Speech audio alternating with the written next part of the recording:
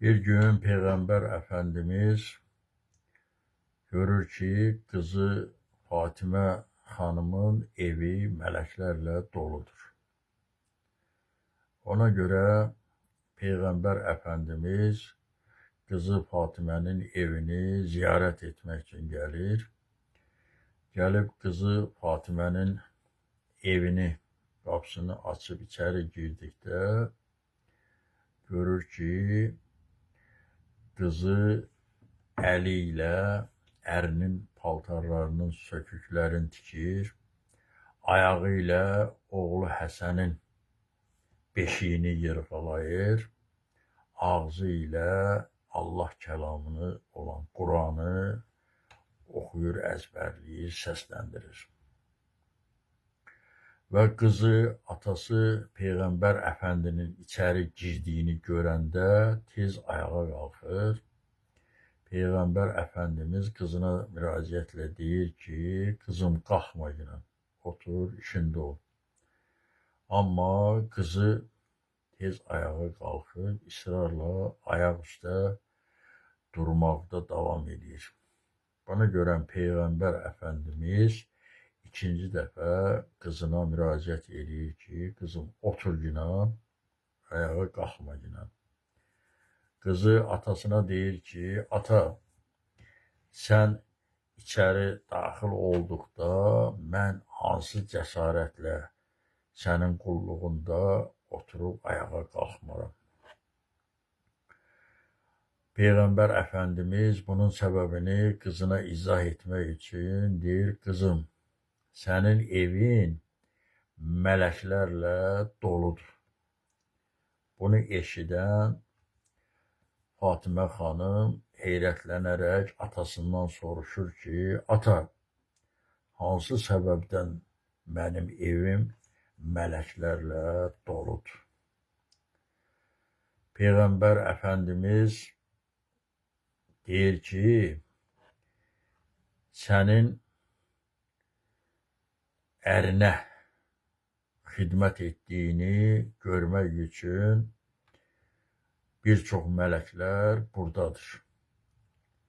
Əgər bir qadının ərinə sevgi ilə, şəfqətlə, sədaqətlə xidmət edirsə, həmin o mənzərəni izləmək üçün mələklər ora toplaşarlar. Və bu məqamı izləmək mələklər üçün böyük bir ibadətdir. Bir qadın ərinə sevgi ilə, mərhəmətlə, şəfqətlə xidmət edirsə, elə bir qadının Allah dərgahında məqamı yüksəkdir. Allahın bərəkəti və mərhəməti o evə iner. Heç vaxtı o evdən əksik olmaz. Bir qrup mələklər də əgər bir ana uşağına sevgi ilə, mərhəmətlə xidmət etdiklərini görürlərsə, həmin evə toplaşarlar.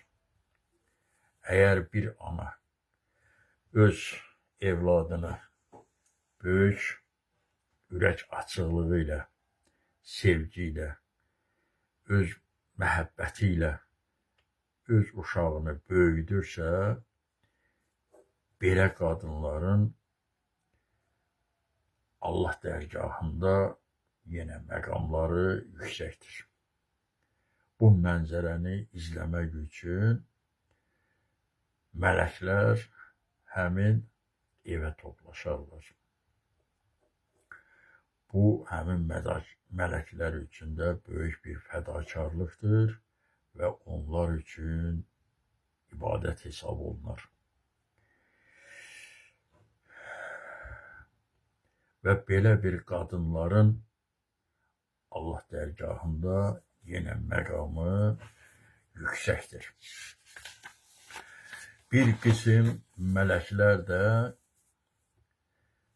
əgər o evdən Quran sədası gəlirsə, Allahın kəlamı oxunub əzbərlənirsə və onunla hərəkət olunursa, o evdən heç vaxtı xeyir, bərəkət əskik olmaz.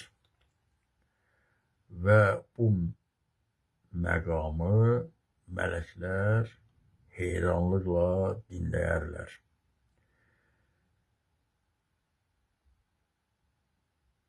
Quran bir müminin ən böyük rəhbəridir. Onu oxuyan qəlbinə nur doldurur. Həyatına bərəkət gətirir. Mələklər Allahın kəlamının oxunduğu yerə mərhəmətlə enərlər. Ona görə sənin evin mələklərlə doludur. Bax, bu səbəblərdən burada məqsəd Fatimi xanımın adi bir həyat yaşayışında insanlara çatdırılacaq böyük nəsihətdir. Görün, Fatıma xanımın hərəkətlərinin Allah məqamında nə qədər hörməti vardır, nə qədər dəyərləndirilir. Ona görə Allah bizim xanımlarımızı da, bütün qadın və qızları da Fatıma xanımın davranışları kimi davranmağı nəsib etsinlər və Allah məqamında onların hörməti uca olsun. Diqqətinizə görə çox sağ olun, minnətdarım.